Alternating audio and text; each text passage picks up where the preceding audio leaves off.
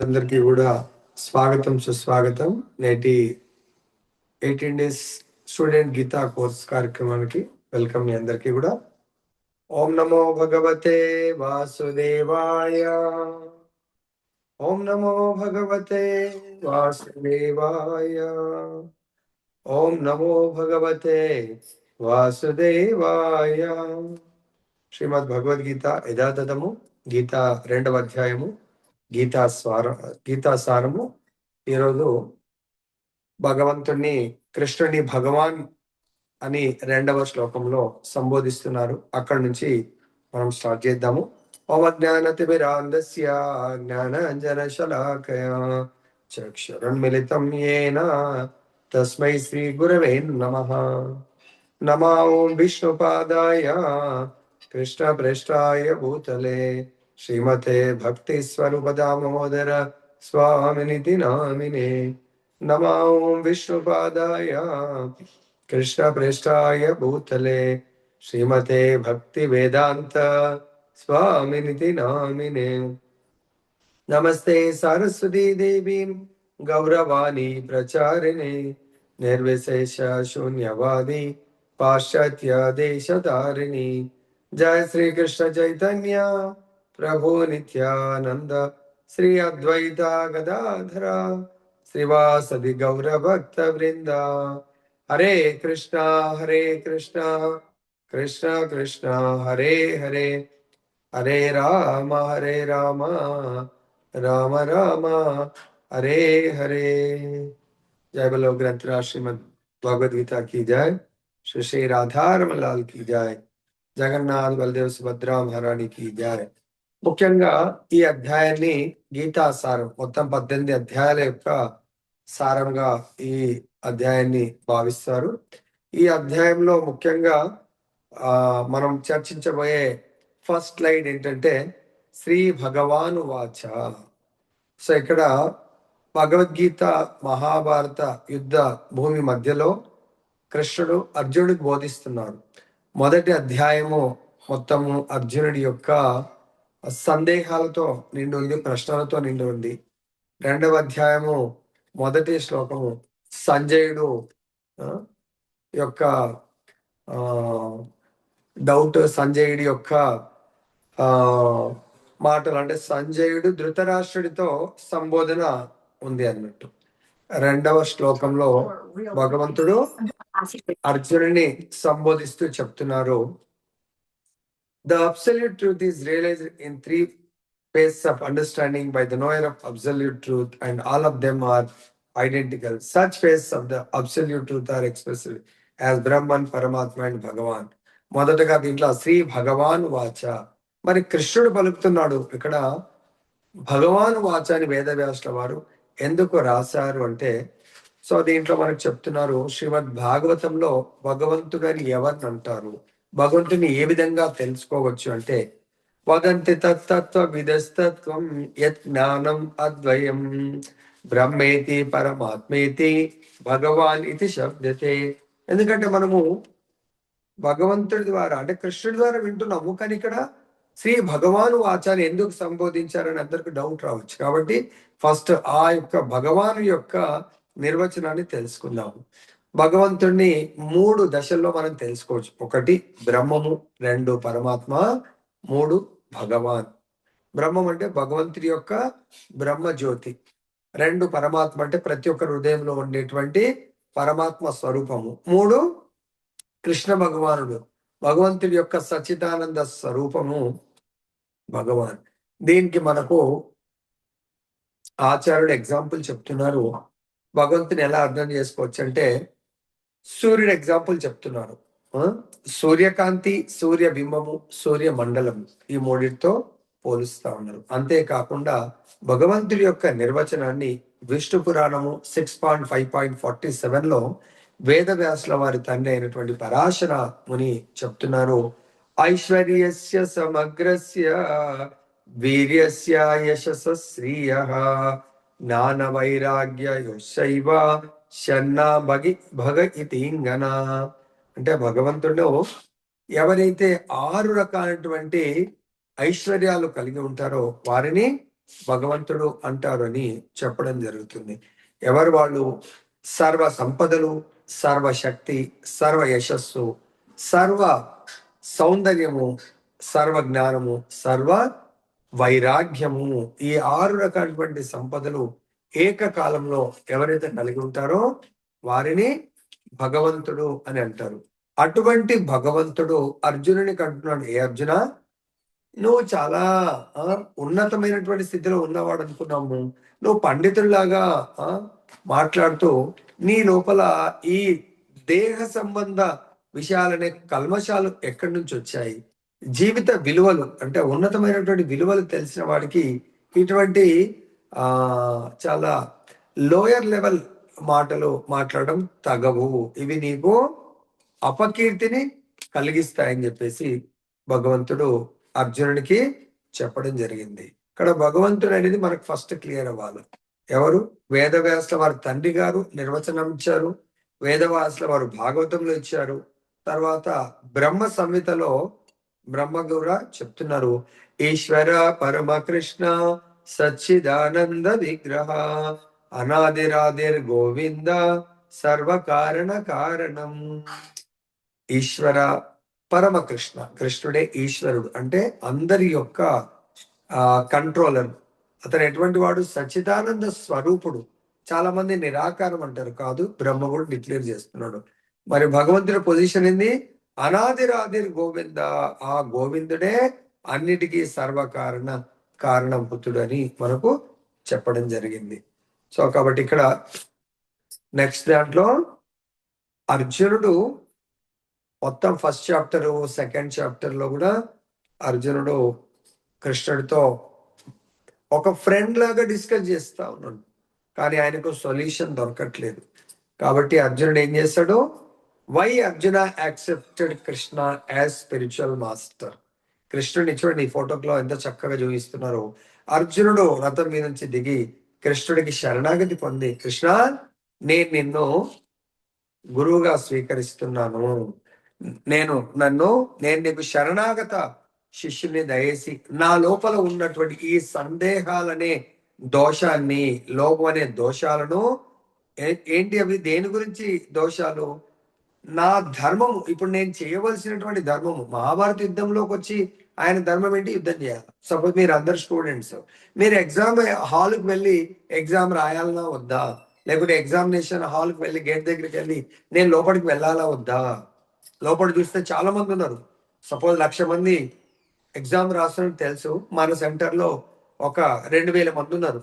అరే 2,000 మందిలో నేను పాస్ అవుతానా లేదా? నాకు ర్యాంక్ వస్తుందా లేదా? లేకుంటే నాకు సీట్ వస్తుందా లేదా?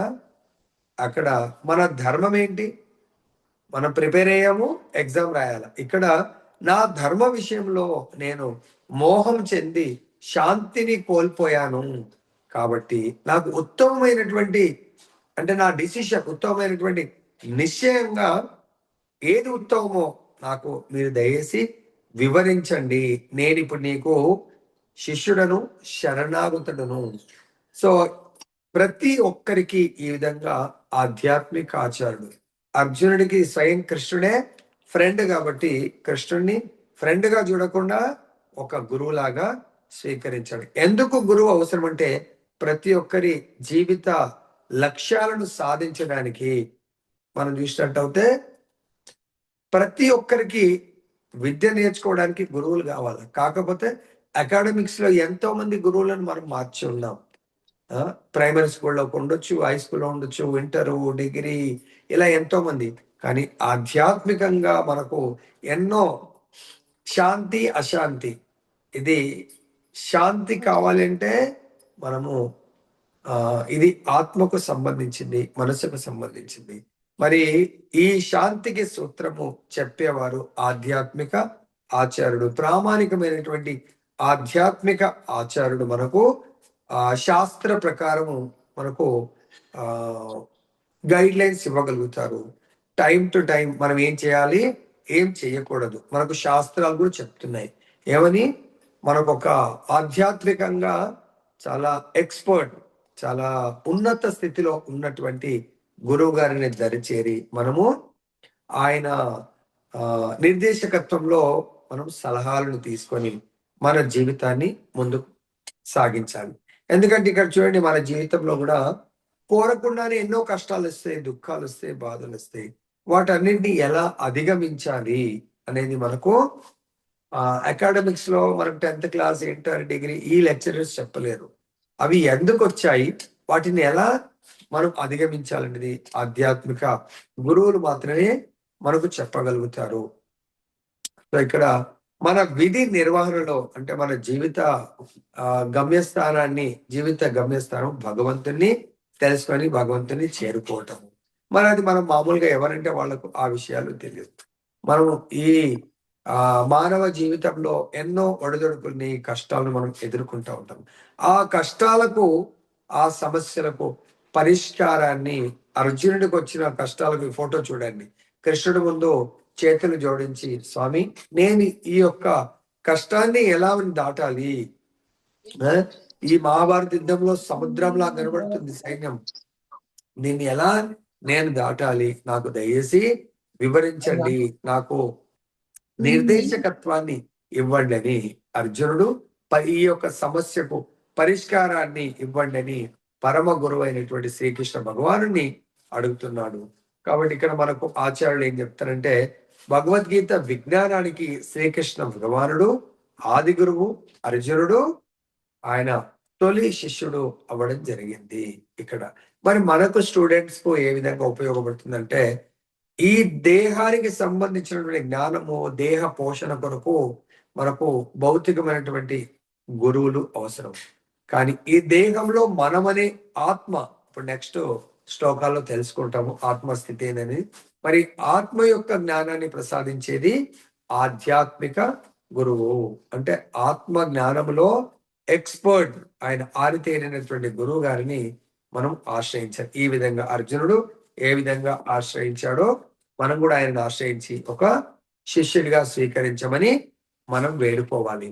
నెక్స్ట్ శ్లోకంలో చెప్తున్నారు ఇక్కడ మళ్ళీ, శ్రీ భగవాను వాచ, భగవంతుడు అంటున్నారు, అర్జున నువ్వు చూస్తే ఎక్స్టర్నల్ చూస్తే ఎంతో పాండిత్యం తో కూడుకున్నటువంటి మాటలు పలుకుతున్నావు, కానీ దుఃఖించకూడనటువంటి విషయాల గురించి ఏమంటారు ఇక్కడ? The supreme personality of God and Krishna భగవాను భగవాను వాచ అంటే సుప్రీం పర్సనాలిటీ ఆఫ్ గాడ్ ఆయన అంటున్నారు, while speaking learned words, you are mourning for what is not worthy of grief. Those who are wise lament neither for the living nor for the dead. ఎవరైతే తెలివిగల వాళ్ళు ఉంటారో వాళ్ళు దుఃఖించదగినటువంటి వాటి గురించి. ఇప్పుడు చిన్నపిల్లలు ఉన్నారు అనుకోండి, చిన్నపిల్లలు దేని గురించి దుఃఖిస్తారు? మనం వాళ్ళని ఎగ్జిబిషన్ తీసుకెళ్తే బయట, ఎగ్జిబిషన్ లోపల షాప్ కాదు, బయటనే మన కార్ పార్క్ చేసే దగ్గర లేకపోతే ఆటో దిగే దగ్గరనే అన్ని సైకిళ్ళ మీద, బడ్డీల మీద దుమ్ము ధూళి వస్తుంటది. అక్కడ వాళ్ళు ఏదో తినుబండారాలు లేకుంటే అవి పెట్టుకుంటారు. పిల్లలు నాకు ఇది కావాలి, అది చూసి మంచిగా అనిపించి కావాలంటే పెద్దవాళ్ళు ఇస్తారా? కానీ వాళ్ళు ఏడుస్తూ ఉంటారు. అలా మనం అంటాం, లేదు లోపల మంచి హోటల్స్ ఉంటాయి, అక్కడ నీకు తినబెడతాను, లేకుంటే ఇక్కడ ఏదో బండి మీద కొనియమంటాం, అది కొన్నమో లేదో ఇరిగిపోతుంది. అర్థమైందా? మనం అంటాం యాజ్ అ పేరెంట్, లేదు ఇక్కడ వద్దు నాన్న నీకు లోపల కొనిస్తాను, చాలా ఏడుస్తూ ఉంటారు వాళ్ళు. అలా అర్జునుడి కంటాను, నువ్వు చూస్తే తెలుగుగల తినేది ఓకే, అడగని పర్వాలేదు, లోపల మంచి హోటల్లో తినబెడతామంటాం, కానీ వినరు. అలాగే నువ్వు దుఃఖించని వాటి గురించి ఒక తెలివిగల వాళ్ళు నిజంగా జీవించి ఉన్న వాళ్ళ గురించి వాళ్ళు బాధపడరు, చనిపోయిన వాళ్ళ గురించి బాధపడరు వాళ్ళు. ఎందుకు? పండితులు, వివేకులు ఈ దుఃఖించదగని, ఇక్కడ బయట తినే వస్తువు అది, దాని గురించి వాళ్ళు ఏడుస్తూ ఉన్నారు అనుకోని ఏమైనా మీనింగ్ ఉందా? లోపల తినబెడతా అంటే కూడా వాళ్ళు ఊరుకోవట్లేదు. అదే ఇక్కడ చెప్తున్నారు, నువ్వు దుఃఖించదగనటువంటి వాటి గురించి దుఃఖిస్తున్నావు ఎందుకు అర్జున అని చెప్పేసి అంటున్నారు. మనం కూడా కొన్నిసార్లు చైల్డిష్ మెంటాలిటీతో ఇది వద్దునా అంటే మన పేరెంట్స్ అంటే కూడా మనం వినం, నాకు ఇది కావాలి అంటాం. సపోజ్ ఎగ్జాంపుల్, పిల్లలందరూ రేపు ఎగ్జామ్ అంటే ఈ రోజు కూడా రీల్స్ చూస్తూ ఉంటారు, మొబైల్తో ఆడుతూ ఉంటారు. పేరెంట్స్ వద్దునా రేపు ఎగ్జామ్ ఉంది ఫస్ట్ ఇది, తర్వాత కొంతమంది రేపు ఎగ్జామ్ ఉందంటే నైట్లో డే అండ్ నైట్ మ్యాచ్ ఉందనుకోండి, క్రికెట్ మ్యాచ్ చూస్తూ ఉంటారు. సో అది చూసి ఏమవుతుంది? సపోజ్ వీళ్ళు ఏదైతే కోరుకున్నారో ఓడిపోయారనుకో దాని గురించి చాలా బాధపడతారు, ఇంకా చాలా లామెంటేషన్. అరే ఎందుకు రానండి, మన ఇండియా ఓడిపోయింది లేకపోతే ఇంకేదో. అరే దాంతో నీకు వాళ్ళు ఆడిన ప్రయత్నం చేసాను, ఆనర్ వస్తే ఎగ్జామ్ రాయడు. సో నువ్వు బాధపడాలి దేని గురించి? నీ కర్తవ్యం యాజ్ అ స్టూడెంట్, లేకపోతే మనం చేయవలసిన పని గురించి ఫోకస్ చేయాలి. కానీ నువ్వేం క్రికెట్ ప్లేయర్ కాదు కదా. అక్కడ పోయి వాళ్ళు ఆడిన వాళ్ళు బ్యాడ్ లక్ ఉంటే వాళ్ళు బాధపడితే ఓకే, కొంచెం ఆడిన ప్రయత్నం చేసిరు, నువ్వెందుకు బాధపడుతున్నావు? సో కాబట్టి ఏదైతే మనం దుఃఖించకూడదో, వివేకవంతులు దుఃఖించకూడదు దాని గురించి దుఃఖించడం. సినిమా చూస్తాం, సినిమాలో చాలా బ్యూటిఫుల్, చాలా బాధాకర విషయాన్ని యాక్ట్ చేస్తూ ఉన్నారు, కానీ మనం ఏడుస్తూ ఉంటాం. అరే ఎందుకు ఏడుస్తాం? సినిమా ఒక ఆనందాన్ని అనుభవించడానికి, కానీ ఆ సినిమాకి వెళ్ళి చాలా ఏడ్చి వస్తూ ఉంటాం అన్నట్టు మనం. అదేనా నెక్స్ట్ శ్లోకంలో చెప్తున్నారు భగవంతుడు, నువ్వు ఎందుకు దుఃఖిస్తున్నావు? దుఃఖించకూడని విషయం ఎందుకు అంటే దానికి రీజన్ చెప్తున్నాడు. దానికి 12వ శ్లోకంలో నత్వేవాహం జాతు నాశం నత్వం నేమే జనాధిపా నైవానా భవిష్యామః సర్వే వయమతం పరం. భగవంతుడు దీనికి ఎగ్జాంపుల్ చెప్తున్నారు ఏంటంటే, ఐ గాడ్ ఎగ్జిస్ట్, నేను ఇంతకు ముందు ఉన్నాను, నీవు ఉన్నావు, వీళ్ళందరూ ఉన్నారు, ఇంతకు ముందు ఉన్నారు, ఇప్పుడు ఉన్నారు, ఫ్యూచర్ లో కూడా వాళ్ళు ఉంటారు అని చెప్తుంది. దానికి ఏమంటాడు? Never was there a time when I did not exist, nor you, nor all these things, nor in the future shall any of us cease to be. మనం భూతకాలంలో ఉన్నాము, భవిష్యత్ కాలంలో ఉంటాము, వర్తమాన కాలంలో ఉన్నాము. కాబట్టి ఇంకా నువ్వు చింతించవలసిన అవసరము లేదు అని చెప్పడానికి కొరకు భగవంతుడు ఇక్కడ ఈ శ్లోకం ద్వారా అర్జునుడికి జ్ఞానోదయాన్ని కలిగిస్తున్నాడు. నెక్స్ట్ శ్లోకంలో ఏం చెప్తున్నారంటే చూడండి, అద్భుతమైన ఫోటోగ్రాఫ్ తో సహా ఉంది ఇక్కడ. 13వ శ్లోకంలో దేహినోస్మిన్ యథా దేహే కౌమారం యవ్వనం జరా తథా దేహాంతర ప్రాప్తే ధీరస్తత్ర నముహ్యతే. అంటే ఏమని అడ్రస్ చేశారు? అర్జున్, నువ్వు పండితుడు మాట్లాడవలసినటువంటి మాట్లాడుతూ దుఃఖిస్తున్నావు. కాబట్టి ఇక్కడ నువ్వు ఒకవేళ నిజంగా పండితుడైతే ఏ విధంగా అర్థం చేసుకోవాలా? As the embodied soul continuously passes so in this body from boyhood to youth to old age, the soul similarly passes into another body at death. A sober person is not bewildered by such change. So ఇక్కడ చూడండి ఎంత అద్భుతంగా ఉంది. Person తల్లి గర్భంలోంచి, right side photo చూడండి, తల్లి గర్భంలోంచి శిశువులాగా జన్మిస్తూ పెరుగుతూ ఉన్నాడు. కౌమారం అంటే యంగ్ ఏజ్ నుంచి మళ్ళీ యూత్, తర్వాత ఓల్డ్ ఏజ్, దాని తర్వాత మరణిస్తూ ఉన్నాడు, మళ్ళీ అగైన్ జన్మ తీసుకుంటా ఉన్నాడు. అంటే ఈ దేహాన్ని ఎవరైతే ఆత్మ ధరిస్తుందో బాల్యం నుండి యవనానికి మరియు ముసలితనానికి క్రమక్రమంగా వెళ్తూ మళ్ళీ మరణము, మళ్ళీ అగైన్ మళ్ళీ ఇంకో దేహంలోకి వెళ్తా ఉన్నాడు అతను. కాబట్టి అటువంటి పరిస్థితిలో మనం దుఃఖించవలసిన అవసరం లేదు. మీకు అనిపించవచ్చు, ప్రభుజీ మరి మేము స్టూడెంట్స్ కదా, మాకు పెద్ద ఇప్పుడే ఇది ఎందుకు అవసరం అనుకోవచ్చు. కానీ మనము చిన్నపిల్లలమా, మిడిల్ ఏజా, ఓల్డ్ ఏజా అనేది ఇక్కడ కౌంట్ లేదు. మన ఇంట్లో కూడా ఎవరైనా చనిపోవచ్చు, ఈవెన్ పిల్లలు ఉంటారు, పేరెంట్స్ చనిపోవచ్చు. చాలాసార్లు మనం చూస్తాం యాక్సిడెంట్ లో చిన్న పిల్లలు ఉంటారు, పేరెంట్స్ చనిపోతారు. లేదంటే వాళ్ళకి ఒక కొడుకు ఉంటాడు. చాలా మంది సెలబ్రిటీస్ చూస్తా ఉన్నాం, ఆ ఒక్క కొడుకు చనిపోయి ఉన్నాడు, వాళ్ళు ఇంకా చాలా ఆ కొడుకు కొన్ని కోట్లు సంపాదించి పెట్టి ఉంటారేమో, ఆ అనుభవించాలనుకునే కొడుకు చనిపోయి ఉన్నాడు. ఈ పేరెంట్స్ అయ్యో మనం ఇంకేం చేయాలి, మా జీవితం ఏమీ లేదు అనుకుంటా ఉంటాం. ఇక్కడ మన లైఫ్ భగవంతుడు ఒక స్పెషల్ పర్పస్ కొరకు మనందరము ఈ జన్మ తీసుకున్నాం. ఆ పర్పస్ ఏంటంటే తిరిగి మనము పునరపి జననం పునరపి మరణం, ఈ మరణాన్ని ఎలా అధిగమించాలి అనడానికి కొరకే ఈ జన్మ తీసుకున్నాం. ప్రతి ఒక్కరు మరణం తప్పదు, కానీ మరణం తర్వాత జన్మ తప్పదు. నార్మల్ స్థితిలో అదే, మళ్ళీ జన్మ ఉండకుండా ఏమన్నా ఉందా అనేది తెలుసుకోవడానికి కొరకే భగవద్గీత మనకు సహాయం చేస్తా ఉంది. నెక్స్ట్ శ్లోకాలు చూద్దాం మనం. అంటే మనము ఇవన్నీ తెలుసుకుంటే ఎవరైనా మన ఇంట్లో మన ఫ్రెండ్స్, మన చుట్టాలు, బంధువులు మనం చాలా లైక్ చేసేవాళ్ళు చనిపోయినా మనం బాధపడకుండా ఎలా ఉండాలి అంటే ఇక్కడ చూడండి ఈ శ్లోకంలో చెప్తున్నారు. మాత్రా స్పర్శాస్తు కౌంతేయ శీతోష్ణ సుఖ దుఃఖద ఆగమాపాయినో నిత్య తాం సతీక్షస్వ భారత. సో ఇక్కడ భగవంతుడు అర్జునుడిని ఒకే శ్లోకంలో 2 పదాలతో సంబోధిస్తున్నారు. కౌంతేయ అంటే తల్లి సైడ్ సంబంధాన్ని తండ్రి సైడ్ సంబంధంతో పలుకుతున్నారు. కౌంతేయ అంటే ఓ కుంతి పుత్ర, కుంతి మహారాణి కృష్ణుడికి మేనత్ అవుతుంది, వాళ్ళ నాన్న యొక్క సోదరి కాబట్టి కుంతి పుత్రుడు కాబట్టి కౌంతేయ అని సంబోధించారు. భారత అంటే వాళ్ళ తండ్రి గారు భరతుడి యొక్క వంశానికి సంబంధించిన వాడు కాబట్టి భారత అని చెప్పేసి సంబోధించడం జరిగింది. కాబట్టి అంటే 2 రకాలుగా ఎందుకు సంబోధించారంటే తల్లి సైడ్ కూడా చాలా గొప్ప వంశ పేరు ప్రతిష్ట ఉంది కాబట్టి గొప్ప వాళ్ళు ఇంట్లో నువ్వు కూడా గొప్పవాడివే కాబట్టి ఏదైతే దుఃఖించకూడదు దాని గురించి ఇంత అందరు యోధులు భగవంతుడి వంశం అంటే చూడండి వాళ్ళ యొక్క ఫ్యామిలీ వాళ్ళ నాన్నగారి సోదరి అంటే ఇక ఎంత గొప్ప పేరు ప్రతిష్ట ఉంది. తండ్రి సైడ్ కూడా భరతుడు, తర్వాత వాళ్ళ భీష్ముడు, శాంతనుడు వీళ్ళందరూ ఎంత గొప్ప గొప్ప వాళ్ళు. మరి ఈవెన్ వేదవ్యాసుల వారు వీళ్ళ ఇంత గొప్ప గొప్ప వాళ్ళ వంశానికి సంబంధించిన వాడివి నువ్వు ఎటువంటి దానికి బాధపడుతున్నావు? ఈ దేహానికి ఈ భౌతిక ప్రపంచంలో సుఖ దుఃఖాలు అనేటివి తాత్కాలికము. ఇక్కడ ఇచ్చారు కదా ఈ లెఫ్ట్ సైడ్ హ్యాపీనెస్ అనేది ఈ క్షణంలో ఫోటో చూడండి, హ్యాపీనెస్ వీళ్ళిద్దరు భార్య భర్త ఎంత హ్యాపీగా ఉన్నారు. నెక్స్ట్ మూమెంట్ ఇక్కడ చూడండి డిస్ట్రెస్, చాలా ఆల్మ్యూట్ చేయనట్టున్నాడు. సో ఇలా సుఖము దుఃఖం అనేది తాత్కాలికము. ఎలాంటిది అది? కాలక్రమంలో చలికాలము ఎండాకాలము.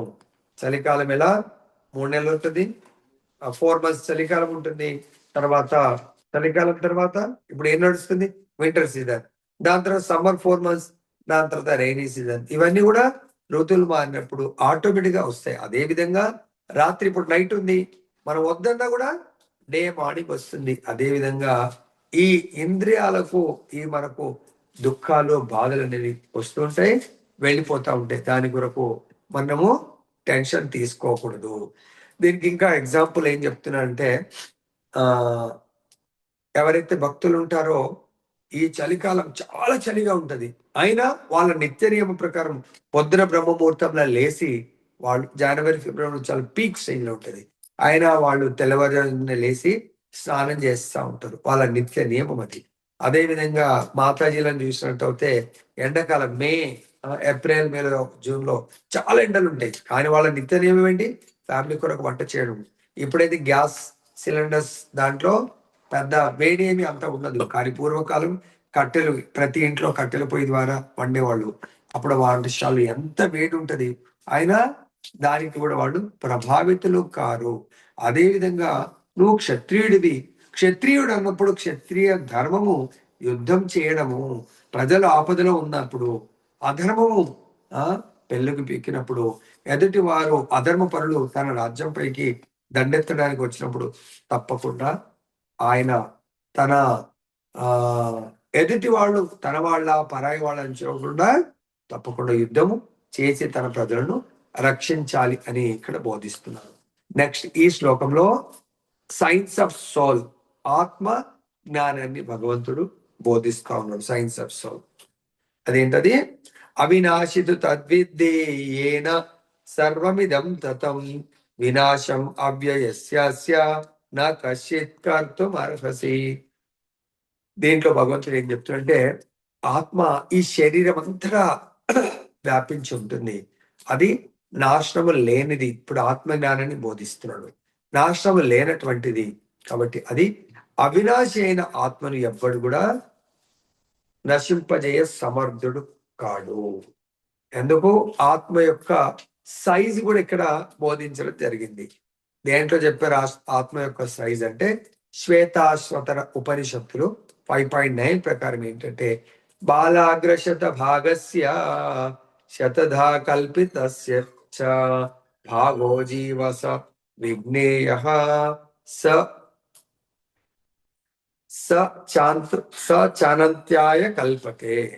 సో ఇక్కడ మన ఈ వెంట్రుక కొన భాగాన్ని తీసుకొని 100 భాగాలు ఒకవేళ చేసినట్టయితే మళ్ళీ ఆ ఒక్క భాగాన్ని తీసి మళ్ళీ 100 భాగాలుగా విభజిస్తే అంటే వెంట్రుక కొన భాగాన్ని 1/10,000 10,000 వంతుగా మనము ఆత్మ సైజుని గుర్తించవచ్చు అని ఇక్కడ ఆచార్యులు మనకు చెప్పడం జరుగుతుంది. అంటే అంత మన ఈ దేహంలో అంత చిన్న సైజులో ఆత్మ నివసిస్తా ఉంది. ఎలా నివసిస్తుంది? శరీరం అంతా కూడా తన యొక్క కాంతి రూపంలో ప్రతి దగ్గర ఉంటుంది, కానీ ఉండడం మాత్రం మన హృదయంలో అని చెప్పేసి భగవంతుడు మరియు ఆత్మ హృదయాన్ని ఆక్యుపై చేస్తారు అని చెప్పేసి చెప్పడం జరిగింది. 2.18 మొత్తం ఈ యొక్క శరీరము మరియు ఆత్మ యొక్క లక్షణాల గురించి చెప్తున్నారు. ఏంటది? అంతవంత ఇమే దేహ, ఈ యొక్క భౌతిక శరీరం మెటీరియల్ బాడీస్ పెరిషబుల్, ఈ యొక్క ఆ దేహము నాశనంతో కూడుకున్నటువంటిది. నిత్యస్యోక్త శరీరిణ, ఎంబాడీడ్ సోల్ ఇస్ ఎటర్నల్. ఆత్మ నాశనంతో కూడుకుంది, దేహము నాశనంతో కూడుకుంది, ఆత్మ నాశరహితమైనటువంటిది. ఎటర్నల్ శాశ్వతమైంది, శరీరము తాత్కాలికమైంది. అనాశినో అప్రమేయస్య, the soul is indestructible and immeasurable. ఈ దేహ ఆత్మ వినాశము లేనటువంటిది, అపరిమితుడు, నిత్యుడు. అర్థమైందా? తర్వాత తస్మాత్ యుద్ధస్య భారత, కాబట్టి దేహము నశిస్తుంది కానీ వీళ్ళందరి లోపల ఉంది ఆత్మ, మనకు అది కనబడట్లేదు. కాబట్టి ఆత్మను ఏ విధంగా చూసినా అది నాశనం లేనటువంటిది, అపరిమితుడు, నిత్యుడు. కాబట్టి నువ్వు యుద్ధం చేయడంలో వెనుకంజ వేయకూడదు. కాబట్టి therefore fight O descendant of Bharata, O భరత వంశానికి చెందినవాడా నువ్వు యుద్ధం చెయ్యు అని భగవంతుడు. అంటే మనం కూడా విద్యుక్త ధర్మంలో కొన్ని అప్ అండ్ డౌన్స్ ఎదుర్కొంటాం. సపోజ్ ఎగ్జాంపుల్ దానికి ప్రభుజీ ఈ మహాభారత యుద్ధం గురించి, ఈ అర్జునుడి గురించి మనకి ఎందుకు అనుకుంటే, సపోజ్ మనం స్పోర్ట్స్ తీసుకొని ఎనీ ఫీల్డ్ స్పోర్ట్స్ తీసుకుంటే ఒక్కొక్కసారి అన్న ఒక టీంలో ఉండొచ్చు, తమ్ముడు ఒక టీంలో ఉండొచ్చు. అర్థమైందా? సో అప్పుడు ఇద్దరు కూడా ఫైనల్ కు రావచ్చు ఒక టోర్నమెంట్ లో. అప్పుడు తమ్ముడు అరే మా అన్న ఓడిపోతే బాగుండదని తమ్ముడు గేమ్ ఆడుకుంటే అది ఆ టీంకు అన్యాయం చేసినట్టు అవుతుంది. అన్న పాప అరే మా తమ్ముడు ఓడిపోతే బాగుండదు అని చెప్పేసి అన్న ఆ టీంలో ఆడకుండా టీంలో దిగి తన యొక్క ధర్మాన్ని, అంటే తన కెపాసిటీకి తగ్గట్టుగా ఆడలేదనుకొని అప్పుడు ఏమవుతుంది? ఆయన వాళ్ళ టీంకు అన్యాయం చేసిన వాడు అవుతాడు. ఇక్కడ అర్జునుడు ధర్మం అనే టీంకు ప్రాతినిధ్యం వహిస్తుండు, అక్కడ దుర్యోధనుడు వాళ్ళందరూ అధర్మం అనే టీంకు ప్రాతినిధ్యం వహిస్తుండ్రు. అధర్మాన్ని గెలిపించడానికి కొరకు నేను విడ్రా అవుతానంటే అతను ఈ యొక్క అంటే ఈ రెండు టీంలను తయారు చేసిన ఎవరు? భగవంతుడు. మరి భగవంతుడు అంటున్నాడు ధర్మం ఎప్పుడు గెలవాలా, మరి ఆ ధర్మాన్ని గెలిపించకుండా నీ వెనకంజ వేస్తే నీవు నీ ధర్మానికి తగ్గట్టుగా నువ్వు నిర్వర్తించట్లేదు అని భగవంతుడు చెప్తున్నాడు. నెక్స్ట్ ఈ స్లైడ్ లో చెప్తున్నారు, నా జాయతే మ్రేతే వా కదాచిన్ నాయం భూత్వా భవితా వా న భూయః అజో నిత్యః శాశ్వతోయం పురాణో నా హన్యతే హన్యమానే శరీరే. సో భగవంతుడు ఆత్మ యొక్క గుణగణాలు, లక్షణాలు చెప్తున్నాడు. Okay, the soul has neither birth nor death at any time. ఇందాకే మనం పైన శ్లోకంలో ఆత్మ వినాశము లేనిది, అపరిమితుడు, నిత్యుడు అన్నాడు. అన్నప్పుడు నిత్యం అన్న దేనికైతే ఉంటామో దానికి డెత్ ఉండదు. అనిత్యం అనే దానికి మరణం ఉంటుంది. దేహము అనిత్యం కాబట్టి మరణం ఉంటుంది. కాబట్టి ఇక్కడ ఆత్మకు ఎన్నడూ జన్మ గాని మృత్యువు గాని లేదు. తర్వాత he has not come into being, does not come into being and will not come into being. తర్వాత చాలా అద్భుతమైన పాయింట్ ఇది. ఆత్మ అనేది జన్మింపలేదు, జన్మింపదు, జన్మింపబోదు ఆత్మ. అర్థమైందా? ఆత్మ కేవలము దేహము. సపోజ్ మనం ఈ డ్రెస్ వేసుకున్నాం, ఈ డ్రెస్ వేసుకున్నాం కానీ ఈ శరీరం మళ్ళీ డ్రెస్ వేసుకున్నప్పుడల్లా శరీరం జన్మిస్తుందా? జన్మించదు. డ్రెస్ మారుస్తుంది. నైట్ డ్రెస్ వేసుకున్నప్పుడు నైట్ లో ఒకసారి జన్మించి మళ్ళీ పొద్దున డ్రెస్ మార్చినప్పుడు ఈ దేహం ఎగ్జాంపుల్ తీసుకుంటాం. ఈ దేహం జన్మిస్తుందా? ఈ దేహం రకరకాల డ్రెస్లను మారుస్తుంది. అలాగే ఆత్మ డ్రెస్సును మారుస్తుంది తప్ప జన్మ అనేది ఉండదు. దాని తర్వాత చెప్తున్నారు ఈజ్ అన్బోర్న్, ఆత్మ యొక్క లక్షణాలు చెప్తున్నారు. Is unborn, eternal, ever existing and primeval. అంటే ఆత్మ జన్మరహితమైంది, నిత్యమైంది, శాశ్వతమైంది, పురాతనమైంది. కాబట్టి is not killed when the body is killed. ఇవన్నీ లక్షణాలు ఉన్నాయి కాబట్టి అర్జున, దేహము చంపబడిన ఆత్మ చంపబడదు అని భగవంతుడు చాలా అద్భుతంగా వివరిస్తున్నారు ఇక్కడ. 22nd శ్లోకం చాలా మంచి మనకు, అంటే మీరు కొంచెం లేట్ అయినా దీంట్లో స్లైడ్స్ ఎక్కువనే, చాలా లాస్ట్ వరకు చక్కగా వెళ్ళిన మనకు ఆత్మ యొక్క జ్ఞానము మొత్తం భగవద్గీతకు బేస్ అన్నట్టు. మనకు ఒక పెద్ద 100 స్టోరీడ్ బిల్డింగ్ కడితే కింద వాళ్ళు దాదాపుగా ఒక 5 స్టోరీలు అంతా లోపల డెప్త్ వెళ్తారు. అంత ఫౌండేషన్ స్ట్రాంగ్ ఉంటుంది. 18 అధ్యాయాలు అర్థం చేసుకోవాలి. అంటే ఆల్రెడీ ఫస్ట్ చాప్టర్ అయిపోయింది, ఇది సెకండ్ కదా. ఇంకా మిగతా 16 చాప్టర్స్ అర్థం చేసుకోవాలంటే రెండవ అధ్యాయం చాలా బేస్. ఎవరికైతే బేస్ ఇది అర్థమవుతుందో ఆత్మజ్ఞానం గీతాసారం, వాళ్ళు మిగతా అధ్యాయాలు చాలా సులభంగా అర్థం చేసుకోగలుగుతాడు. సో ఈ శ్లోకంలో ఏం చెప్తున్నారంటే వాసాంసి జీర్ణాన్ని యథా విహాయ, as a person gives up old garments. ఇందాక చెప్పినట్టుగా మనిషి పాత వస్త్రాలను విడిచి కొత్త వస్త్రాలను ధరిస్తూ ఉంటాడు. సో మనం కూడా మనిషి దేహాలను ధరించినట్టుగా ఈ శరీరం ఏం చేస్తుందండి? ఇప్పుడు నైట్లో ఒక డ్రెస్ వేసుకుంది, మార్నింగ్ ఆఫీస్ కానీ కాలేజ్కి వెళ్ళేటప్పుడు ఫ్రెష్గా వేరే డ్రెస్ వేసుకుంటూ ఉంటాం, మళ్ళీ ఈవినింగ్ వస్తాం మళ్ళీ వేరే డ్రెస్ వేస్తాం. అలానే ఈ దేహము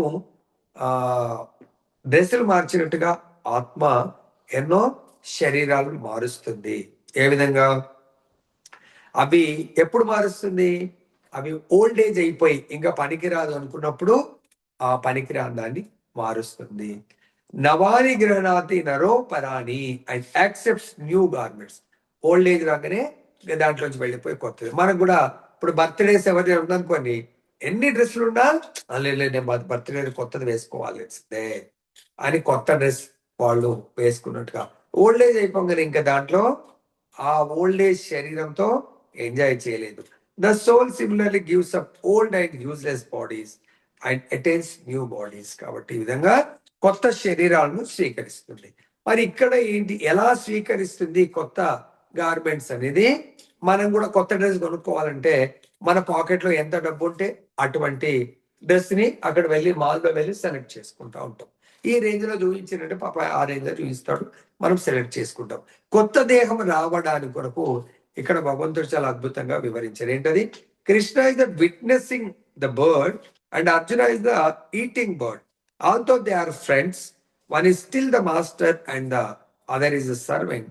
Forgetfulness of this relationship by the atomic soul is the cause of one changing his position from one tree to another or from one body to another.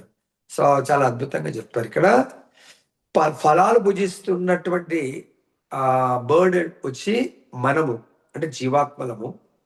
So ఏదైతే కాలి విట్నెస్ లాగా చూస్తున్నారో అది భగవంతుడి కింద కూడా ఇచ్చారు. అంటే మనము మన యొక్క కర్మ ఫలాలను భుజిస్తున్నాము, కర్మలను చేస్తున్నాము. ఆ భుజించడం అంటే దాని యొక్క ఫలాలు నెక్స్ట్ లైఫ్ లో మనం అనుభవించాల్సి ఉంటుంది. మనం అనొచ్చు, అరే నేను ఏం చేయలే, ఏం తప్పు చేయలే, నాకు ఎందుకు ఇన్ని కష్టాలు వస్తున్నాయి అని అనిపించవచ్చు. కానీ మనము చేసిన కర్మలన్నీ కూడా భగవంతుడు విట్నెస్, దాని యొక్క ఫలాలనే ఇప్పుడు అనుభవిస్తున్నాము. కాబట్టి ఇప్పుడు మనము సో భగవద్గీత బోధించిన విధంగా ఎవరైతే జీవితాన్ని గడుపుతారో వాళ్ళు ఇటువంటి కర్మ బంధనాల్లో చిక్కుకోకుండా నెక్స్ట్ లైఫ్ త్రిగుణాతీతమైనటువంటి, లేదా మనము భగవంతుడి యొక్క బోధనల ప్రకారము, అంటే ఇక్కడ మనకి ఏం చెప్తున్నాను, అర్జునుడు స్వచ్ఛందంగా శ్రీకృష్ణుడి శరణాగతి పొంది భగవంతుని పరమ గురువుగా స్వీకరించి ఎప్పుడైతే ఆయన భగవద్ ఆదేశాలను పాటిస్తూ జీవితాన్ని గడుపుతాడో సమస్త దుఃఖాల నుంచి బయట పడగలుగుతాడు. అటువంటి వాడు మాత్రమే. నెక్స్ట్ 2.23-25 చాలా అద్భుతంగా వివరించారు భగవంతుడు ఇక్కడ. నైనం చిందంతి శస్త్రాన్ని, ఆత్మ యొక్క లక్షణాలు ఆల్రెడీ చెప్పారు. ఇప్పుడు ఆత్మ ఎట్టి ఆయుధం చేత మొక్కలు చేయబడదు అంటే cannot be cut by weapons. Number 2, నైనం దాహతి పావక, ఆత్మ cannot be burn by fire అంటే అగ్నిచే కాల్చబడదు. నా చైనం క్లేదయంత్యోపి cannot be moistured by water or weapon, నీటిచే తడపబడదు. అర్థమైందా? తర్వాత వాయువుచే ఎండబడదు. అచ్చేద్యోయం అదాహ్యోయం is unbreakable and cannot be burnt. ఇది తర్వాత ఇంకేమంటారు? ఈ వ్యక్తిగత ఆత్మ ఛేదింపబడనిది, కరుగనటువంటిది, అది దహింపబడదు, ఎండిపోదు, అది నిత్యమైనది, సర్వత్రా ఉన్నది, మార్పు లేనిది, కదలనిది, సనాతనమైనది. అంటే మనకి ఇవన్నీ కూడా తెలుసుకుంటే ఇప్పుడు మనకు భగవంతుడు ఆత్మ లక్షణాలు బోధించడం ఏంటంటే, మనము ఈ దేహం కాదు కనబడుతుంది, మనం ఆత్మస్వరూపులము. ఒకటి ఆత్మ యొక్క లక్షణాలన్నీ కూడా మనకు బోధిస్తున్నారు. ఎప్పుడెవరైతే మనము ఆత్మ లక్షణాలను తెలుసుకొని నేను ఆత్మగా భావింపబడితే అప్పుడు నెక్స్ట్ మనం చాప్టర్స్లలో మనము ఆత్మస్వరూపంలో చేయవలసినటువంటివి భగవంతుడు బోధిస్తాడు. కాబట్టి ప్రతి ఒక్కరు జాగ్రత్త వినండి. 27th శ్లోకంలో చెప్తున్నారు, జాతస్య హి ధ్రువో మృత్యువు, పుట్టిన వారికి తప్పక మరణం కలుగుతుంది. వాడు పుట్టిన 1 yearకే చనిపోవచ్చు, 10 సంవత్సరాలకు చనిపోవచ్చు, 100 ఏళ్ళు. బట్ ఈ భౌతిక ప్రపంచంలో ప్రతి వస్తువుకు లైఫ్ స్పాన్ ఉంది. ఈ బ్రహ్మాండానికి లైఫ్ స్పాన్ ఉంది. కాబట్టి మన దేహానికి కూడా లిమిటెడ్ జీవిత కాలం ఉంది. కాబట్టి తప్పక మరణం కలుగుతుంది.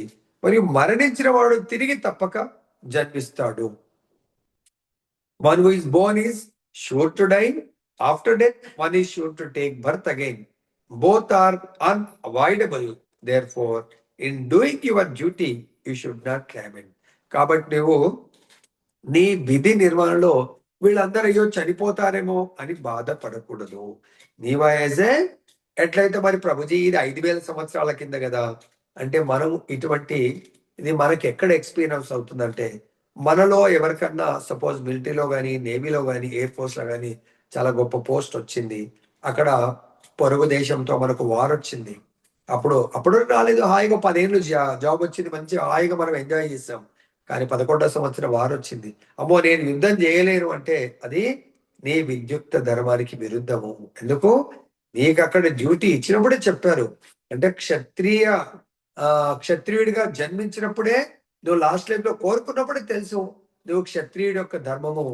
యుద్ధం ఒకవేళ ఫేస్ చేయాల్సి వస్తే నువ్వు యుద్ధం చేసి విజయము వీర మరణము పొందాలి. ఇక్కడ కూడా అంతే. బార్డర్ లో యాజ్ ఎ త్రివిధ దళాల్లో ఎక్కడున్నా కూడా యుద్ధం ఒకవేళ వస్తే నువ్వు యుద్ధం చేసి దేశాన్ని గెలిపించాలి. అక్కడ యుద్ధం చేసేటప్పుడు అరే ఎదుటి దేశం వాళ్ళు ఎవరైనా చంపాల్సి వస్తుందంటే మన అక్కడ బాధపడకూడదు. లైక్ జడ్జి గారు ఉంటారు, సో ఎవరన్నా వేరే అతని అమాయకుడిని చంపాడు అనుకుందాం, అతనికి మృత్యుదండన విధించే అప్పుడు ఆ జడ్జి గారు అయ్యో ఈయనని మృత్యుదండన విధిస్తే ఆయనకి ఎట్లా అని చెప్పేసి ఆలోచిస్తే నీ ధర్మాన్ని నువ్వు నిర్వర్తించినట్టు. ఓకే, జడ్జి గారు ఆర్డర్ పాస్ చేశారు, ఆయనకు ఉరి శిక్ష అని. ఆ ఉరి శిక్ష అమలు పరిచేవాడు వేరే అతను. అరే నేను ఉరి శిక్ష వేస్తే నాకు పాపం కలుగుతుందేమో అంటే నీవేయట్లేదు, జడ్జి గారి డిసిషన్ ని నువ్వు అమలు పరుస్తున్నావు, ప్రభుత్వం యొక్క ఆఫీసర్ని ప్రతినిధిని నువ్వు అమలు పరుస్తున్నావు అంతే. దానివల్ల నీకు పాపము కలగదు. కానీ నీవు ఒకవేళ ఆయనకు ఉరి శిక్ష పెట్టకుండా ఆయన వదిలేస్తే, ఆయన తప్పించుకొని పోతే అప్పుడు నిన్ను దోషిగా చేస్తారు, అప్పుడు నీకు పాపం తగులుతుంది అని ఇక్కడ బోధిస్తాం. తర్వాత నెక్స్ట్ శ్లోకంలో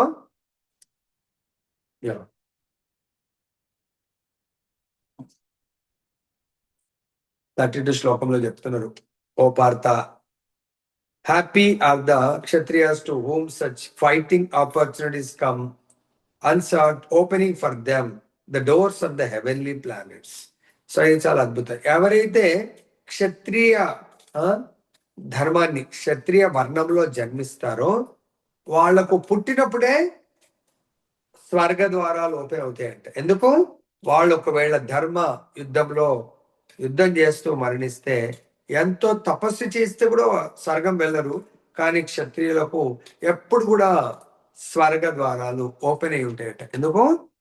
వాళ్ళు యుద్ధంలో ప్రాణాలను అడ్డుపెట్టి దేశం కొరకు పోరాడతారు కాబట్టి వాళ్ళకు ఆ డోర్స్ ఓపెన్ ఉంటాయి.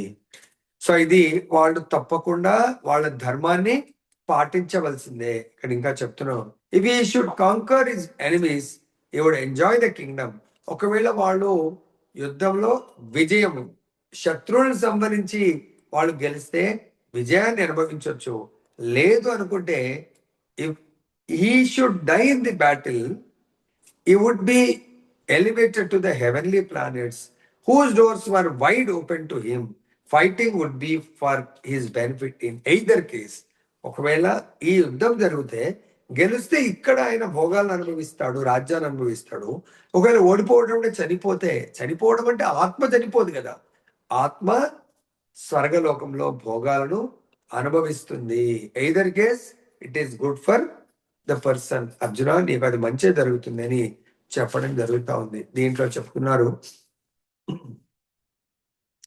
కాబట్టి ఇంత ఎక్స్ప్లెయిన్ చేసిన తర్వాత, find as a duty equanimity in duality, సుఖ దుఃఖే సమే కృత్వా, being equal in happiness or distress. కాబట్టి అర్జున, ఓటమి ఆర్ విజయం అనేది, లేదా సుఖ దుఃఖాలు, లాభ నష్టాలు, జయ అపజయాలను పట్టించుకోకుండా కేవలము యుద్ధము కొరకే నీవు యుద్ధం చేయవలసింది.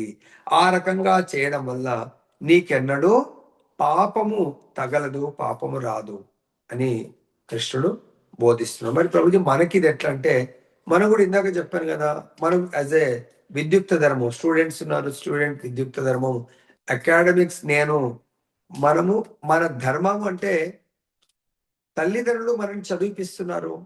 మనం వీఆర్ మెంట్ ఫర్ స్టడీ. తల్లిదండ్రుల యొక్క ధర్మం ఏంటి?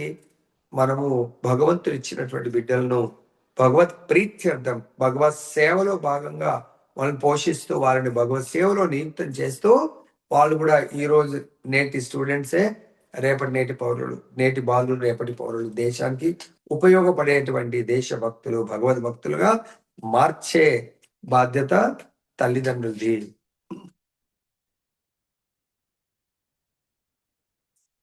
సో ఇక్కడ ఇంత ఒకవేళ భగవంతుడి ఆదేశానుసారం అర్జునుడికి చెప్తున్నారు, మనకు కూడా చెప్తున్నారు, అర్జున, నువ్వు నా ఆదేశానుసారం ఒకవేళ జీవితాన్ని కొనసాగిస్తే నీకేం లాభం జరగబోతుందంటే, 2వ అధ్యాయం 40వ శ్లోకంలో చెప్తున్నారు, నేహా విక్రమ నాశోస్తి.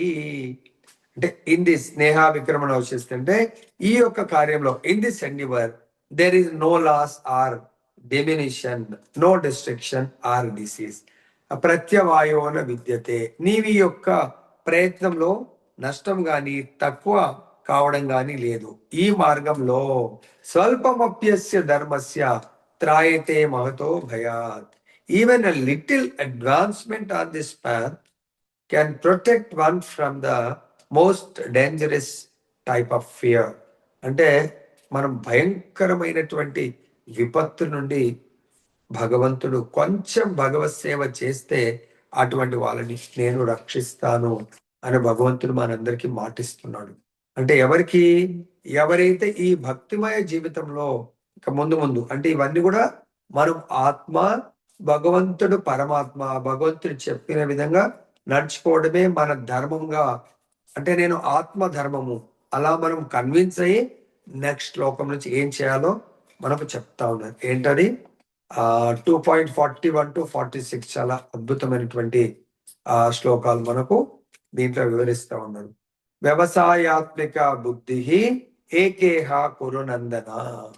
Those who have one pointed intelligence are resolute in purpose and their aim is one. O beloved child of పురూస్ ఏమంటారంటే ఇక్కడ ఈ మార్గంలో ఎవరైతే ఉంటారో వాళ్ళు స్థిరమైన ఉద్దేశంతో వన్ పాయింట్ అంటే సింగిల్ పాయింట్ ఫోకస్ ఎవరైతే ఎస్ నేను పలానా గోల్ ని కొట్టాలంటే వాళ్ళు దాని కొరకే ప్రయత్నం చేస్తూ ఉంటారు అదండి. సో అది సాధిస్తారు. ఎలా అంటే సింగిల్ పాయింట్ ఫోకస్ అంటే సో ద్రోణాచార్యుడి దగ్గర వీళ్ళందరూ పాండవులు కౌరవులు ద్రోణాచార్యుడి కుమారుడు అందరూ విద్య నేర్చుకుంటా ఉంటారు. ఆ నేర్చుకునే క్రమంలో అందరికీ విలువిద్య నేర్పిస్తాడు ధనుర్బాధాలు. అయితే ఒక చెట్టును చూపించి అక్కడ ఏం కనబడుతుందంటే కొందరు చెట్టు కొమ్మలు ఆకులు కొందరు పక్షి. అర్జునుడికి అడిగితే నాకు ఒక ఓన్లీ బ్లాక్ ఒక పక్షిలో ఉన్న బ్లాక్ గుడ్డు మాత్రం కనబడుతుంది అంటాడు అన్నట్టు. అది సింగిల్ పాయింట్ ఫోకస్ అన్నట్టు. అప్పుడు ద్రోణాచార్యుడికి అర్థమవుతుంది he will become one day greatest warrior అంటే ధనుర్విద్యలో చాలా గొప్పవాడు తయారు కాగలుగుతాడు అని అప్పుడే అనుకుంటాడు అన్నట్టు. తర్వాత బహుశాఖాహి అనంతస్య బుద్ధయో వ్యవసాయిన the intelligence of those who are irresolute has many branches of action and unlimited desires. So దీంట్లో మనకు అస్థిరులైన వారి బుద్ధి బహుశాఖలుగా స్థిరమైన వాళ్ళది సింగిల్ పాయింట్ ఫోకస్ ఉంటుంది. ఇందాక చెప్పాను కదా మిగతా వాళ్ళ కౌరవులు వాళ్ళ బుద్ధి పరిపరి విధాలుగా ఉంది. వాళ్ళకి శాఖలు కొమ్మలు అని కనబడుతున్నాయి. అర్జునుడి బుద్ధి స్థిరంగా ఉంది సింగిల్ పాయింట్ ఫోకస్ ఓన్లీ ఆ గుడ్డు కనబడుతా ఉంది. అందుగురించి అర్జునుడు ఎక్కడ గెలుస్తాడు అటువంటి కాన్సన్ట్రేషన్ ఉంది కాబట్టి ద్రౌపది స్వయంవరంలో కింద నీళ్ళలో చూసి చేప యొక్క ఆ గుడ్డు తిరుగుతున్న చేప యొక్క గుడ్డుని కరెక్ట్ గా కొట్టగలుగుతాడు. అది మనందరికి కూడా అటువంటి కాన్సన్ట్రేషన్ తో మనము స్టడీసే గాని జీవితం యొక్క ఏదైనా లక్ష్యాలను సాధించాలంటే పరిపరి విధాలుగా ఉండదు. సింగిల్ పాయింట్ ఫోకస్ తో మన జీవితాన్ని మోల్డ్ చేసుకొని మనం జీవితాన్ని గడపాలి. ఇక్కడ ఈ శ్లోకంలో కూడా అద్భుతంగా చెప్తున్నారు. ఇది మన కర్మలు ఏ విధంగా చేయాలా వాటి ఫలాలను ఆశించాలా వద్దా అనేది చెప్తున్నారు. కర్మణ్యేవాధికారస్తే you have a right to perform your prescribed duty. నీ కొరకు కేటాయించినటువంటి డ్యూటీని చేయడానికి నీ విద్యుక్త ధర్మము నిర్వహించడానికే నీకు అధికారం ఉంది. మన విద్యుక్త ధర్మాన్ని మనం చేయడానికి మాత్రమే అధికారం ఉంది కానీ కర్మ ఫలంలో కాదు. అర్థమైందా? సపోజ్ మీరు ఎగ్జామ్స్ ప్రిపేర్ అవుతున్నారు, మీ యొక్క డ్యూటీ ఏంది ఎగ్జామ్ ప్రిపేర్ అవ్వడానికి మాత్రమే. కానీ క్వశ్చన్ పేపర్ ఎలా ఇస్తారో లేదా ఆ పేపర్ ఎట్లా దిద్దుతారో తెలియదు. మరి ఆ క్వశ్చన్స్ ఏవొస్తాయి మనకేంటి సిలబస్ ఇచ్చారు, సిలబస్ ప్రిపేర్ అవ్వాలా. ఆల్రెడీ ఆ మోడల్ క్వశ్చన్ పేపర్స్ మనకి ఇస్తా ఉంటారు, ప్రిపేర్ అవ్వాలా. మన డ్యూటీ ఎగ్జామ్ వెళ్ళాలా, అద్భుతంగా రాయాలా. ప్రిస్క్రైబ్డ్ డ్యూటీ స్టూడెంట్ రాయటం. గృహస్థ ప్రతి ఒక్కరికి కూడా ఏదైతే డ్యూటీస్ ఉంటాయో ఆ డ్యూటీస్ చేయడం వరకే. మా ఫలేషు కదాచన you are not entitle to the results of action. మనం ఎగ్జామ్ రాసిన తర్వాత మనం కర్మ చేసిన తర్వాత దాని రిజల్ట్ ఎలా ఉంటది కర్మ ఫలంలో కాదు. నీ కర్మ ఫలాలకు నీవే కారణమని ఎన్నడూ భావించకు. అలాగే విధి నిర్వహించకపోవడంలో ఆసక్తి చూపకు. Never consider your self the cause of the results of your activities by desiring the results. అదేవిధంగా never be attached to not doing your duty by thinking that the results are not yours anyway or by fearing that the results causes bondage. అంటే నాకు ఈ యొక్క రిజల్ట్సే నాకు ఈ బంధనాల్లో చిక్కేట్టుగా చేస్తాయని ఎప్పుడు కూడా భావించకు. నీ కర్మ నువ్వు చేస్తూ వెళ్ళాలి అని మనకు బోధిస్తున్నారు. తర్వాత ఈ శ్లోకం చాలా చాలా ముఖ్యమైనది. మనము ఉన్నత స్థితిలోకి వెళ్ళాలా, పతనం అవ్వాలా. మనం పతనం అవ్వడానికి చాలా సార్లు ఈ శ్లోకం మనకు ఉపయోగపడుతుంది. పతనం నుంచి రక్షింపబడడానికి కొరకు మనకు ఏంటో శ్లోకం అంటే ఈ రెండు శ్లోకాలు. ధ్యాయతో విషయాన్ పుంసః వైల్ కంటెంప్లేటింగ్ సెన్స్ ఆబ్జెక్ట్స్. ఏమంటానివి? ఇంద్రియార్థాల గురించి ఆలోచిస్తున్నప్పుడు మనిషి వాటి పట్ల ఆసక్తిని పెంచుకుంటాడు. ఇంద్రియాల యొక్క ఆబ్జెక్ట్స్ అంటే కళ్ళు ఉన్నాయి. కళ్ళు యొక్క ఆబ్జెక్ట్ ఏంటి? ఏదో మంచి దృశ్యాన్ని చూడాలా, లేకుంటే ఏదైనా మంచి సినిమా చూడాలా. రేపు ఎగ్జామ్ ఉంటది. ఈరోజు ఎవరో చెప్పి ఉంటారు, ఈ చెవులనే వాటికి ఇంద్రియాలకు, రే ఫలానా సినిమా చాలా బాగుంది, రేపు ఉండదంట సినిమా, ఈ రోజే లాస్ట్ సెకండ్ షో. అప్పుడు ఈ కళ్ళంటే హే వెళ్ళాలి వెళ్ళాలి చూడాలా, ఈ చెవులంటే లేదు ఆ సినిమా యొక్క స్టోరీ అంతా వినాలా. అప్పుడు మనం మన యొక్క ఎగ్జామ్ ని కూడా పక్కన పెట్టి వెళ్ళే అవకాశం ఉంది. సో కాబట్టి ఇక్కడ one develops attachment for them సంగస్తేషోపజాయతే. విన్నామా, నేను అది చూడాలా, అసలే నా గోల్ ఏంటి, రేపటి ఎగ్జామ్ రాయాలా, ఎన్నో రోజుల నుంచి ప్రిపేర్ అవుతున్న ఎగ్జామ్ పక్కన పెట్టి దాని సైడ్ వెళ్ళే అవకాశం ఉంటుంది. From such attachment lust develops. Suppose అట్టి ఆసక్తి నుండి కామం ఉత్పన్నమవుతుంది. కామం నుండి క్రోధం. సపోజ్ నేను వెళ్ళాలని చాలా అనుకున్నాను, కానీ నన్ను మన పేరెంట్స్ ఎవరు ఆపారు. అప్పుడు నాకు చాలా కోపం వస్తుంది, నేను రాస్తా కదా నీకెందుకు అని వాళ్ళతో ఫైట్ చేసే అవకాశం ఉంటుంది. కాబట్టి ఆ క్రోధం నుండి పూర్తి మోహం ఉత్పన్నమవుతుంది. మోహం నుండి స్మృతి భ్రమ కలుగుతుంది. స్మృతి భ్రమించినప్పుడు బుద్ధి నశిస్తుంది. ఇక బుద్ధి నశించినప్పుడు మనిషి తిరిగి సంసార సాగరంలో పడిపోతాడు.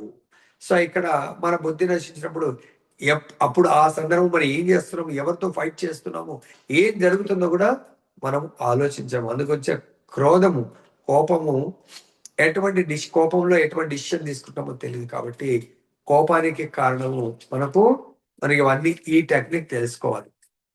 క్రోధానికి కారణం ఏంటి? కామము, కోరికలు.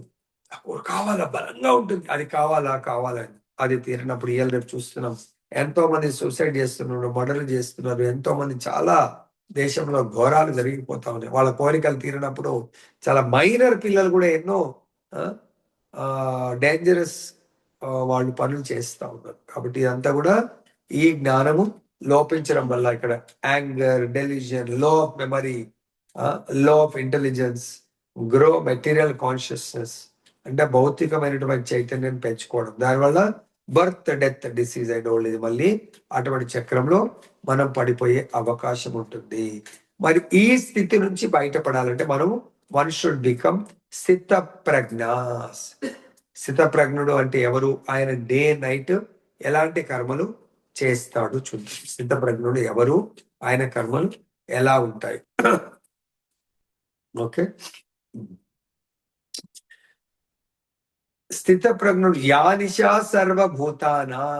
What is the night for all beings, the time of awakening for the self controlled. అంటే ఇంద్రియాలను కంట్రోల్ చేసుకున్న వాడిని స్థిత ప్రజ్ఞుడు అంటారు. అతను ఏం చేస్తాడు?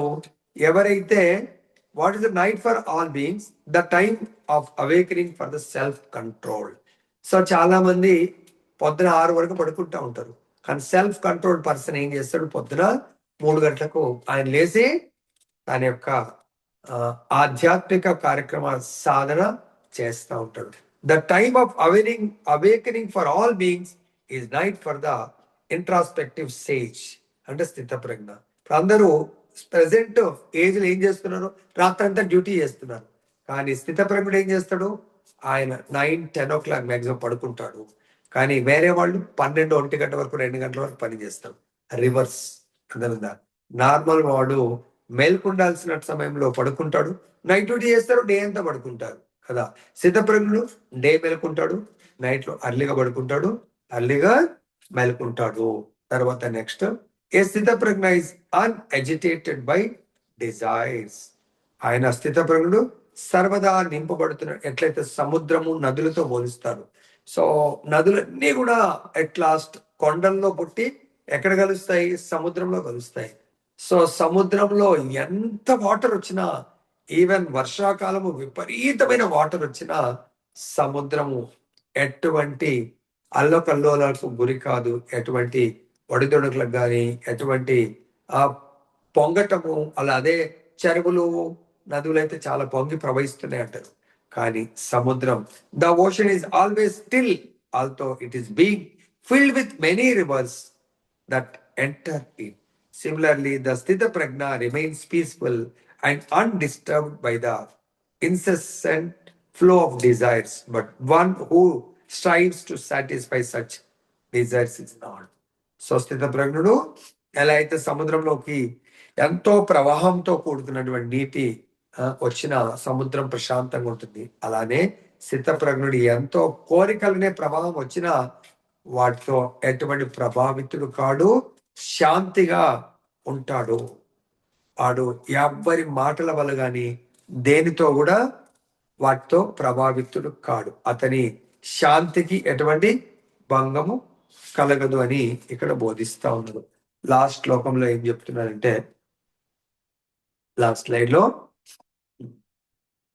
విహాయ కామాన్య సర్వాన్ మాం శరతి నిస్పృహ నిర్మమో నిరహంకార స శాంతిం అధిగచ్చతి. సమస్త ఇంద్రియ భోగ కోరికలను విడిచిపెట్టినవాడు, కోరికల నుండి విడివడి జీవించేవాడు, సమస్త స్వామ్య భావమును త్యజించినవాడు, మమకార రహిత అయిన వ్యక్తి మాత్రమే నిజమైన శాంతిని పొందగలుగుతాడు. అంటే ఈ దేహ కోరికలు, సపోజ్ మన యొక్క గోల్స్ చాలా ఫిక్స్ అయి ఉంటాయి. ఇప్పుడు ఒక బీటెక్ స్టూడెంట్ ఉన్నాడు, ఆయన యొక్క గోల్ ఏంటి? First year, first sem, mids, ప్రతి దాంట్లో కూడా టాపర్ రావాలా, అట్లీస్ట్ డిస్టింక్షన్ రావాలా. సో సెకండ్ ఇయర్ డిస్టింక్షన్ రావాలా. ఆ విధంగా ఫోర్త్ ఇయర్ వరకు అటువంటి డిస్టింక్షన్స్ లో ఆయన పాస్ అవుతా ఉన్నాడు అనుకోండి. He has given up all objects of sense enjoyment. So engineering చదువుతున్నప్పుడు సినిమాలు వెళ్ళాలంటది, ఫ్రెండ్స్ తో గడపాలంటది, ఇంకా విహారయాత్రకు వెళ్ళాలంటది, స్పోర్ట్స్ కొరకు ఎంతో టైం కేటాయించాలంటది, జిమ్ కొరకు ఎంతో టైం, ఎన్నో రకాలుగా ఇవన్నిటికీ టైం డివైడ్ చేస్తే ఆయన గోల్ ఏదైతే డిస్టింక్షన్ లో పాస్ కావాలా, నాట్ ఓన్లీ డిగ్రీ, తర్వాత ఫర్దర్ స్టడీస్ అనుకోని, జాబ్ అనుకోని, సో అవి సాధించాలంటే ఆయన సమయం ఇందాక అనుకో సింగిల్ పాయింట్ ఫోకస్ కొరకు కాకుండా మల్టీ ఫోకస్ అయిపోతుంది. మల్టీ ఫోకస్ వల్ల, మల్టీ ఫోకస్ అంటే ఈ ఎంజాయ్మెంట్, సెన్స్ ఎంజాయ్మెంట్ కు టైం కేటాయిస్తే ఆయన నిజమైన గోల్ సాధించలేడు. Is without desires except for bodily maintenance. ఆయనకు వేరే కోరికలు ఏముండే, కేవలం జస్ట్ ఈ సింపుల్ బాడీ మెయింటెనెన్స్ మాత్రమే కొద్దిగా టైం కేటాయిస్తాడు. మిగతా టైం అంతా కూడా తన లక్ష్యము, మానవుడి యొక్క లక్ష్యము భగవత్ సేవ, భగవంతుడిది. సో ఇక్కడ స్టూడెంట్స్ మనం అనుకున్న బోత్ గోల్స్ ఉండాలి. After student life, then you may be settled in after job, maybe గృహస్థ లైఫ్ కానీ, లేకుంటే ఒక ప్రొఫెషనల్ లైఫ్ లో ఎంటర్ అవుతారు. అప్పుడు ఏంటంటే వాట్ నెక్స్ట్ అంటే, అప్పుడు చాలా డబ్బు ఉంటుంది కానీ ఏం చేయాలో తెలియదు.